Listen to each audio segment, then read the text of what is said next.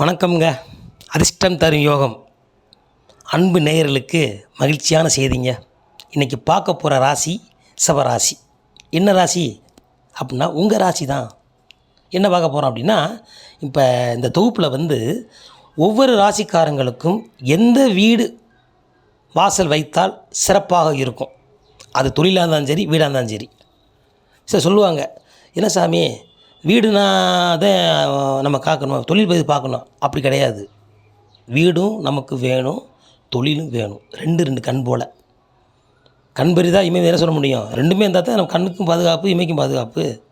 அது மாதிரி வலது கண்ணு இடது கண்ணு மாதிரி தான். நம்மளுடைய தொழில் பண்ணுற இடமும் நல்லா இருக்கணும், நமக்கு ஓய்வெடுத்து உறங்கக்கூடிய வீடமும் நமக்கு ராசியாக இருக்கணும். அப்படிப்பட்ட ராசியிலே ரிஷபராசிக்காரங்களுக்கு எந்த மனை உங்களுக்கு சிறப்பாக இருக்கும்? இப்போ நீங்கள் ரிஷபராசி நேயர்கள் பொதுவாக கிழக்க பார்த்து இருக்கீங்க. உதாரணத்துக்கு வச்சுக்கிடுவோம், நாங்கள் கிழக்க பார்த்து இருக்கோம்யா. இப்போ நாங்கள் வீடு மாற போகிறோம். ஏன்னா போன தொகுப்பில் நம்ம என்ன சொல்லியிருக்கோம்னா, ஏதாவது மாற்றங்கள் ஏற்றம் கிடைக்க சொல்லியிருக்கோம். குரு வேறு உட்காந்துருக்காரு அப்படின்ட்டு. எந்த ஊருக்கு போகலாம் வரலாம் செய்யலாம். இதில் முடிஞ்ச பட்சத்துக்கு நீங்கள் உங்கள் வீட்டில் இருந்து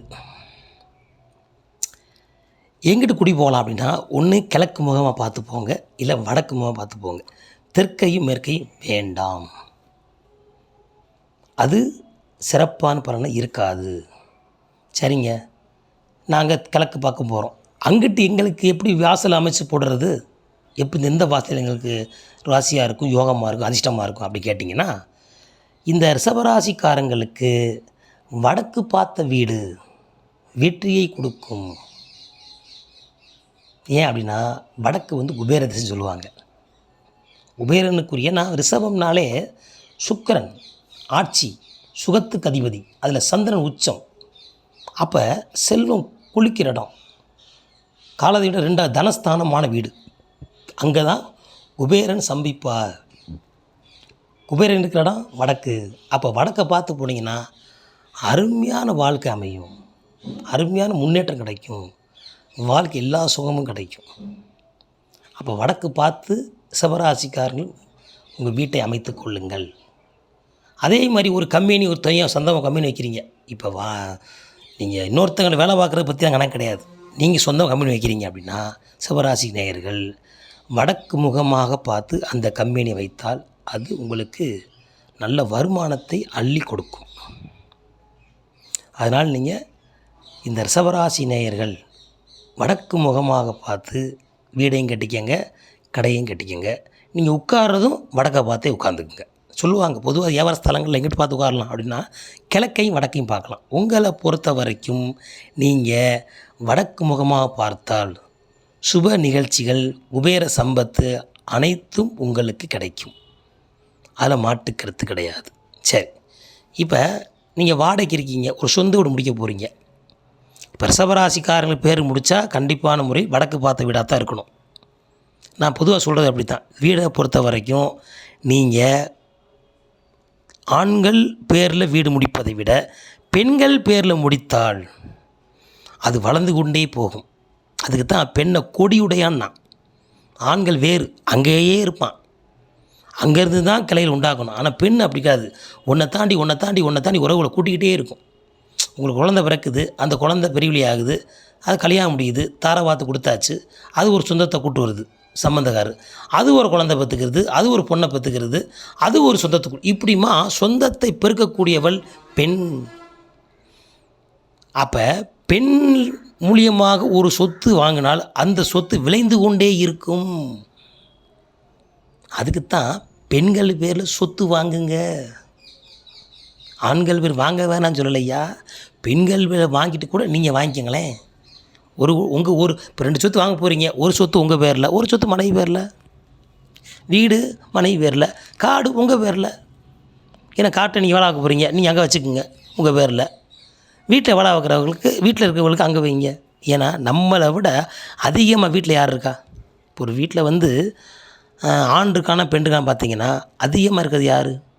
பெண்கள் தான் இருப்பாங்க. அதிகமாக ஸ்டெண்ட் பண்ணுற இடம் இருக்கிற இடம் அங்கே தான் இருப்பாங்க. காலைல சமையல், மதிய சமையல், நைட்டு சமையல், துணி துவைக்க போடுறது, வரவங்களை பார்க்குறது, விருந்தாளி பார்க்குறது, ஓய்வுலாம் வேலை பார்த்துட்டு ஞாயிற்றுக்கிழமை சமையல் பண்ண சொல்லுவாங்க. அது ஒரு காலம். இப்போ அப்படி கிடையாது. ஹோட்டலில் வாங்கி சாப்பிடத்தேன், நினச்ச நேரத்தில் சினிமா பார்க்கத்தேன், நினச்ச நேரத்தில் ஊர் போகிற அப்படியும் சில பேர் இருக்காங்க. கஷ்டப்படுறவங்களும் இருக்காங்க, கஷ்டம் இல்லாமல் இருக்காங்க. அதுக்காக நான் எல்லாத்தையும் சொல்லக்கூடாது. நம்ம அப்படிப்பட்ட உலகம் ஆகி போச்சு. அப்போ இந்த காலத்தை பொறுத்த வரைக்கும் பெண்களுக்கு வீடு அமைந்தால் அந்த வீடு அதிபதி செல்வச் செழிப்பாக இருப்பார்கள். அந்த பெண்ணுக்கு வடக்கு பக்கம் தலைவாசல் அமைக்க வேண்டும். அதில் நீங்கள் குடி போங்க. மகாலட்சுமி அனுக்கிரகமும் குபேரனுடைய அனுக்கிரகமும் உங்களுக்கு கிடைக்கும். இது ரொம்ப ரொம்ப சிறப்பு. சர்வராசிக்காரங்களை பொறுத்த வரைக்கும் மனைவி தான் யோகாதிபதி. ஏன் அப்படின்னா சுக்கிரனும் சந்திரனும் அங்கே சிறப்பாக உட்காந்துருப்பாங்க. ஆட்சி பெற்ற சுக்கிரன், உச்சம் பெற்ற சந்திரன். அப்போ ரெண்டுமே பெண்ணாக ஒழுகுது. அப்புறம் ரிஷபராசிக்காரங்க பெண்கள் பூராமே அதுக்கு ஆண்கள் முடிக்க வேணான்னு சொல்லலை. ஆண்களாக தான் முடிச்சுக்கலாம். பிற கல்யாணம் ஆகலையா என்ன செய்ய முடியும்? நான் ஒருத்தன் தான் இருக்கேன், உங்கள் பேரை முடிச்சுக்க, தப்பு இல்லை. திருமணமானவங்களுக்கு தான் இந்த கண்டிஷன். இப்போ திருமணமானவங்களுக்கு வந்து மனைவின்னு இருப்பாங்க. திருமணம் ஆகலைங்க, எனக்கு பொண்ணு பார்த்துக்கிட்டு இருக்காங்க, வீடு முடிச்சா பொண்ணு தானேங்க, பரவாயில்ல உங்கள் பேரில் உங்களுக்கு ராசியான வீடு, அதுக்கப்புறம் ரெண்டா பார்த்துக்குருவோம்.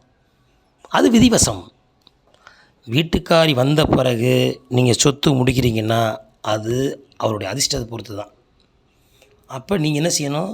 அவள் பேரில் நீங்கள் வீடு முடித்தா உங்களுக்கு சொத்து சுகம், குழந்தை பாக்கியம் எல்லாமே கிடைக்கும். ஒரு வீட்டில் பெண் மகிழ்ச்சியாக இருந்தால் தாங்க வீடு செழிப்பாக இருக்கும்.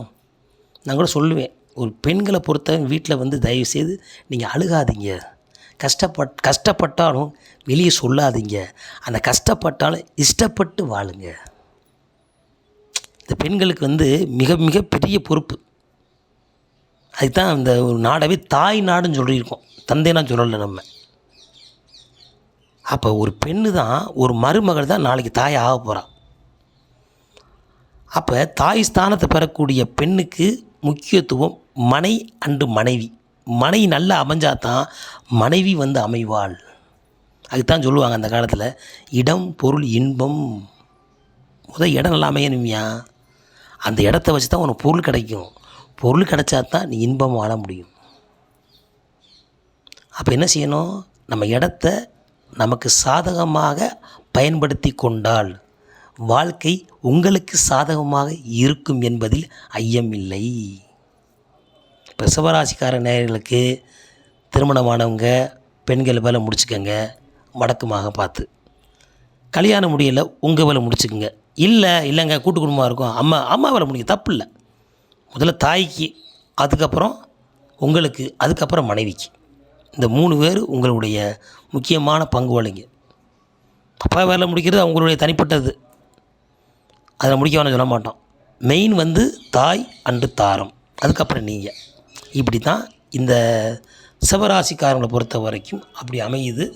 கண்டிப்பான முறையிலே நீங்கள் சிவராசி நேயர்கள் வடக்கு முகமாக பார்த்து வாழ்க்கையில் எல்லா செல்வமும் நலமும் சிறப்பும் பெற வேண்டும் என்று அதிர்ஷ்டம் தரும் யோகம் உங்களை வாழ்த்தி மகிழ்கிறது. நன்றி, வணக்கம். அடுத்த தோறும் சந்திப்போம்.